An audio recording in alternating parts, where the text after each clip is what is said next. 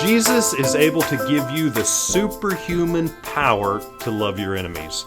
And to love your enemies is to know true freedom, to know lasting peace. To love your enemies is the unmistakable seal of God in your life. This is July 3, and I'm Virgil Koval, and this is Power to Serve Today, a daily devotional podcast with a reading from the book My Life Today. Our topic today, love friend and foe alike, and our text comes from Luke 10:36 and 37. So which of these three do you think was neighbor to him who fell among the thieves?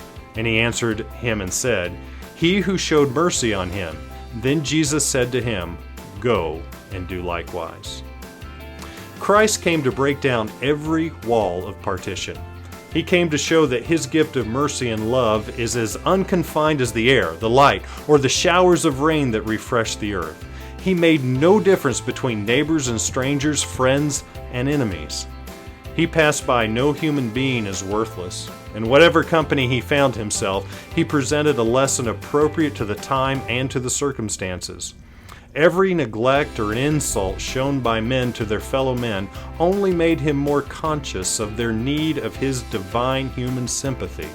He sought to inspire with hope the roughest and most unpromising, setting before them the assurance that they might become blameless and harmless, obtaining such a character as would make them manifest as the children of God. Often he met those who had drifted under Satan's control and who had no power to break from his snare. To such a one, discouraged, sick, tempted, fallen, Jesus would speak words of tenderest pity, words that were needed and could be understood. Others he met who were fighting a hand-to-hand battle with the adversary of souls. This he encouraged to persevere, ensuring them that they would win.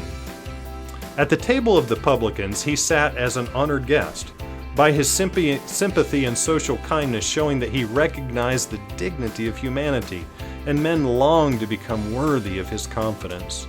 Now note this, though he was a Jew, Jesus mingled freely with the Samaritans. He slept with them under their roofs, ate with them at their tables, partaking of food prepared and served by their own hands, taught in their streets, treated them with the utmost kindness and courtesy. And while he drew their hearts to him by the tie of human sympathy, his divine grace brought them the salvation which the Jews had neglected. Our promise comes from John, chapter 4, verse 7. Beloved, let us love one another. Here's the promise, for love is of God, and everyone who loves is born of God and knows God. This is Virgil Koval, Ministerial Evangelism and Prayer Ministries Director of the Kansas-Nebraska Conference of Seventh-day Adventists, encouraging you to seek Jesus today, to find the supernatural power to love your enemies. Here's what I mean. Your political enemies, your workplace enemies, your family enemies, if you have some, so that His peace may be yours and His power might be manifest in your life, attracting attention, just as the bush that burns with power beyond its own ability. Jesus can do this in your life.